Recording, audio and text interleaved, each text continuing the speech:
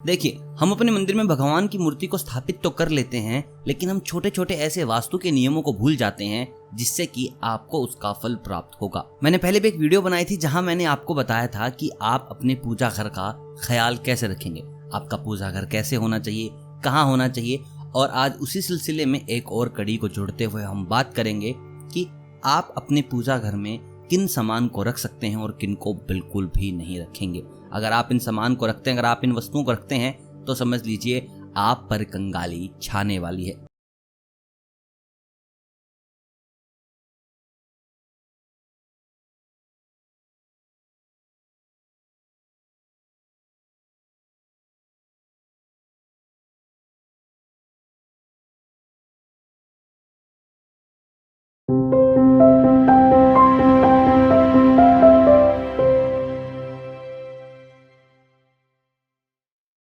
दोस्तों, आज की इस वीडियो में हम बात करेंगे वास्तु टिप्स फॉर पूजा और वास्तु टिप्स फॉर टेम्पल की। देखिए, हम अपने मंदिर में भगवान की मूर्ति को स्थापित तो कर लेते हैं, लेकिन हम छोटे छोटे ऐसे वास्तु के नियमों को भूल जाते हैं जिससे कि आपको उसका फल प्राप्त होगा। मैंने पहले भी एक वीडियो बनाई थी जहां मैंने आपको बताया था कि आप अपने पूजा घर का ख्याल कैसे रखेंगे, आपका पूजा घर कैसे होना चाहिए, कहाँ होना चाहिए। और आज उसी सिलसिले में एक और कड़ी को जोड़ते हुए हम बात करेंगे कि आप अपने पूजा घर में किन सामान को रख सकते हैं और किन को बिल्कुल भी नहीं रखेंगे। अगर आप इन सामान को रखते हैं, अगर आप इन वस्तुओं को रखते हैं तो समझ लीजिए आप पर कंगाली छाने वाली है। तो दोस्तों, आप मुझे कमेंट में बताएं कि आप अपने घर के मंदिर में कौन कौन सा सामान रखते हैं। कमेंट में इस बात पर भी चर्चा की जाएगी। और बाकी वीडियो को स्टार्ट करते हैं और बात करते हैं कि कौन से सामान है जो नहीं होने चाहिए।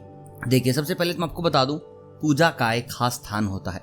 अगर आपकी बहुमंजिला इमारत है, यानी कि काफी ज्यादा फ्लोर है, तो वहां पर आप ख्याल रखें कि आपके घर के बेसमेंट में मंदिर ना हो। जहां तक कोशिश की जाए मंदिर आप अपना फर्स्ट फ्लोर पे ही रखिए और हमेशा वास्तु के अनुसार ही घर में पूजा स्थान को रखें। ईशान कोण यानी कि उत्तर पूर्व दिशा में ही रखें आप अपना पूजा घर। दोस्तों, वास्तु फॉर टेम्पल कहता है कि इस दिशा में अगर आप पूजा घर रखते हैं तो आपके घर में हमेशा सकारात्मक ऊर्जा बनी रहेगी। अगर आप इसके विपरीत स्थान पर रखते हैं तो आप एकाग्र होकर पूजा नहीं कर पाएंगे। दोस्तों, वास्तु फॉर पूजा और वास्तु फॉर टेम्पल में यह भी बताया गया है कि मंदिर में एक ही भगवान की 2 तस्वीरें ना रखें। खासतौर से घर के मंदिर में कभी भी गणेश जी की 3 प्रतिमाएं नहीं होनी चाहिए।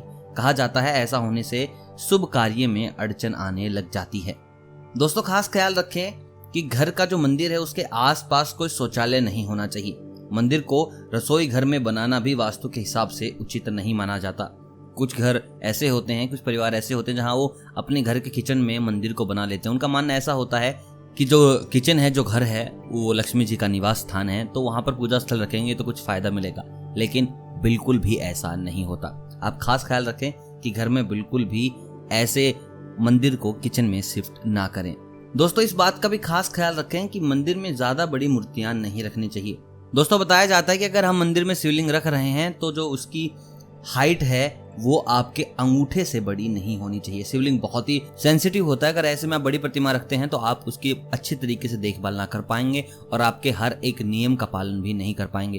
तो ऐसे में छोटा शिवलिंग रखें। इसी चीज की वास्तु फॉर टेम्पल भी सलाह देता है।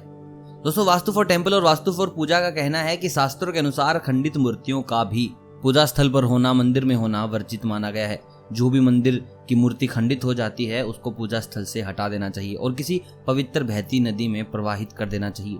खंडित मूर्तियों की पूजा बेहद अशुभ मानी जाती है। दोस्तों, आप अपने पूजा घर में रखें ये सामान। आप हमेशा शंख रखें। एक शंख होना मंदिर में बड़ा ही पवित्र माना गया है।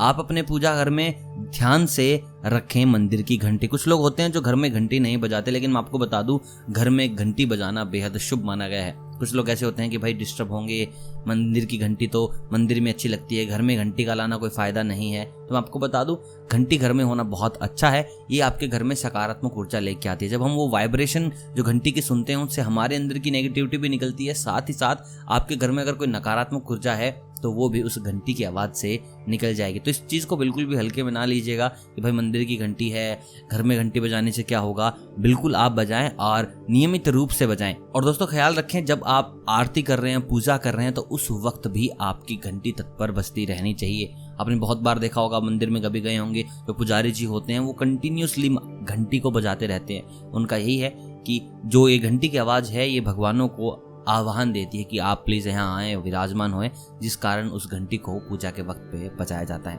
दोस्तों, ये कुछ ऐसे सामान थे जो आपके मंदिर में होने चाहिए। वास्तु फॉर पूजा भी यही कहता है, वास्तु फॉर टेम्पल यही कहता है। जो सामान मैंने बताए नहीं रखने चाहिए उनको बिल्कुल भी मत रखिएगा। आई होप आप आज बहुत कुछ सीख के जाएंगे इस वीडियो से, और सीख चुके भी हैं। वीडियो अगर आपको पसंद आया हो तो वीडियो को जरूर लाइक कीजिएगा, चैनल को कीजिएगा सब्सक्राइब अगर आप नए हैं तो। मैं मिलता हूं आपसे बहुत जल्द वास्तु की नई बातों के साथ। तब तक आप सभी को अलविदा।